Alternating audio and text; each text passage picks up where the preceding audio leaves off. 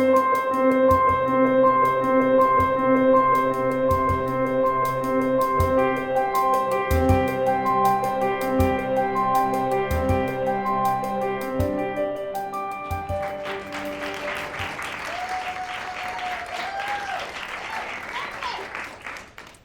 my name is Neligan, and I am a recovering perfectionist. Can anyone else here relate?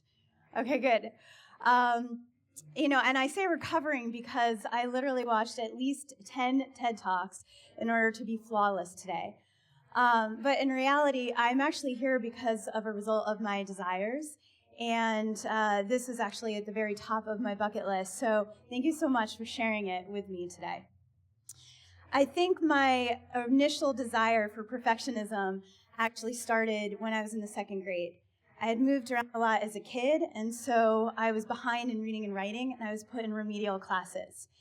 And in a desperate attempt to get me to study, my parents said that they would buy me a horse if I got straight A's.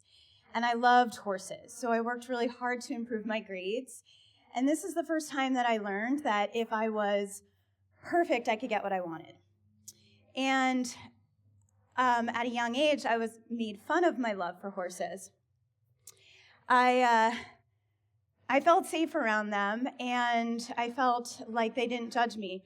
But all of the kids, they made fun of me because I had buck teeth, and they stuck out until I got braces. And so I was called Horsey or Mr. Ed. And the boys actually used to whinny at me, and it was really pretty painful. And this was the first time that I learned that to be loved, I had to be perfect. And so like many of us, we are trained by society to get good grades, get into a great school, get a great job. And I did that. I followed that path that I thought I should do and that was expected of me. And I moved to Hollywood in my 20s, and I worked up the corporate ladder at the movie studio.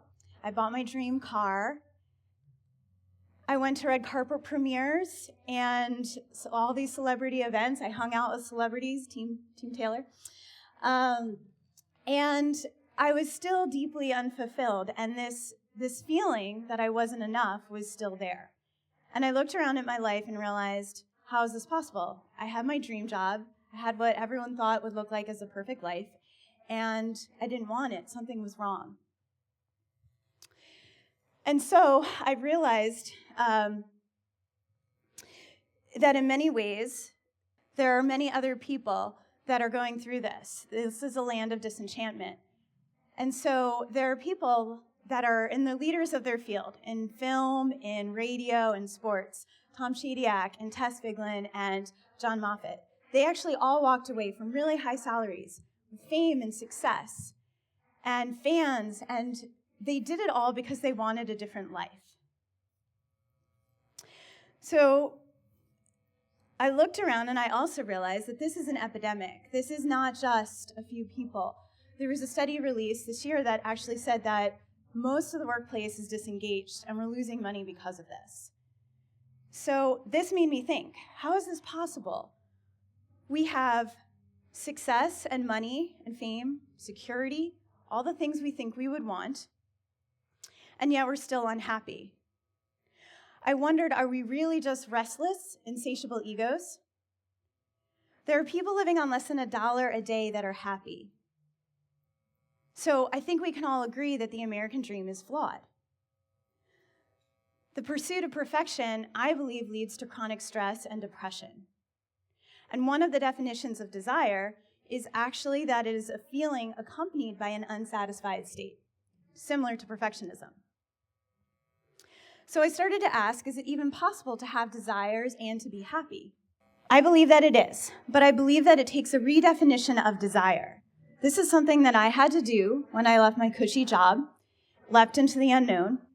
The old me cared so much about what others thought about me and was seeking approval, but the new emerging me just desired connection and to be of service and to be inspiring. So I started to consciously create moments of connection and joy and awe in my life. I started to do equine therapy with recovering addicts, and I stepped fully into my calling to use the power of mindful media to entertain, enlighten, and inspire through an online video channel that I launched. So I started to allow desire to be expressed through my heart rather than through my ego.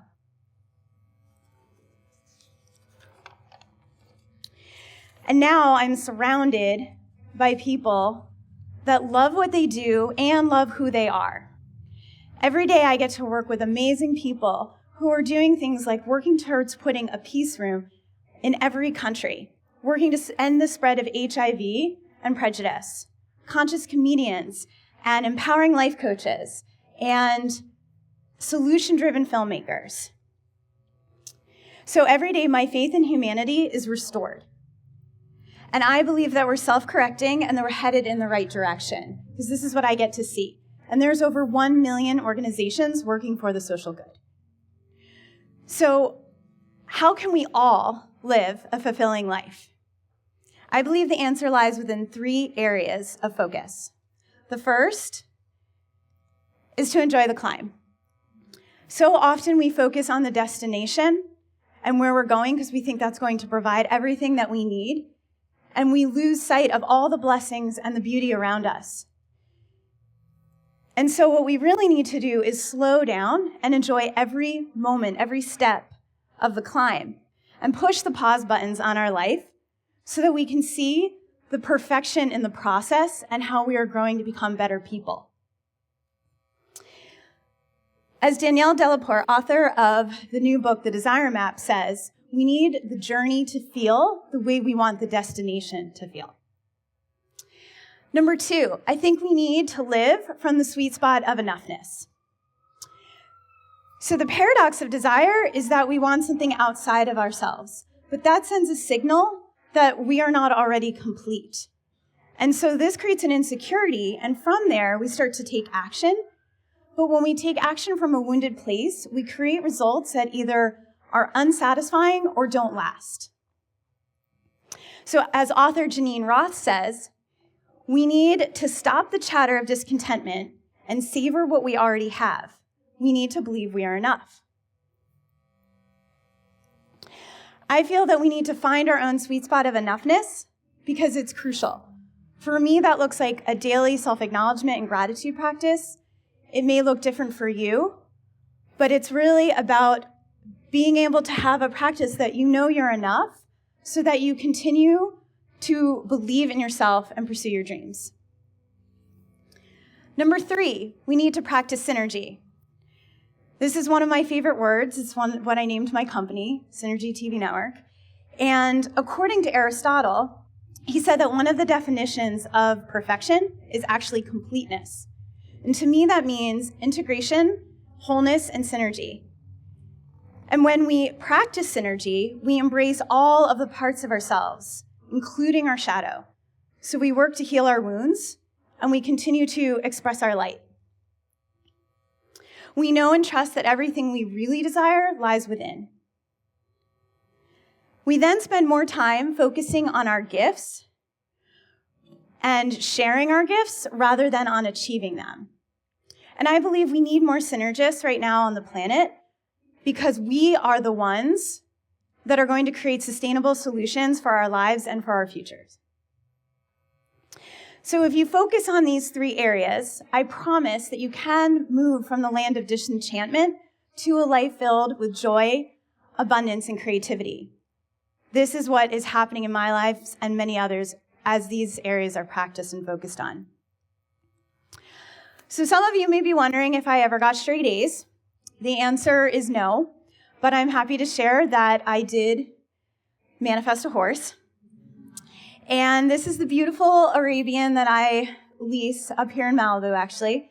And her name is Felici, and this means happiness in Italian. And that's how I feel every time that I'm with her. And she, to me, is the definition of perfectly imperfect because she's amazing and she's beautiful. And she has cancer and a massive tumor on her tail. And so I do my best to take care of her while she teaches me about unconditional love. And recently, we rode up a mountain here in Malibu to get to the top This is the view that we saw. It was spectacular. And on the way up, I faced uncertainty about how long the journey would take. And on the way down, I faced fear at how steep the decline was. But I'm proud to say that along the way, I was really present to my joy.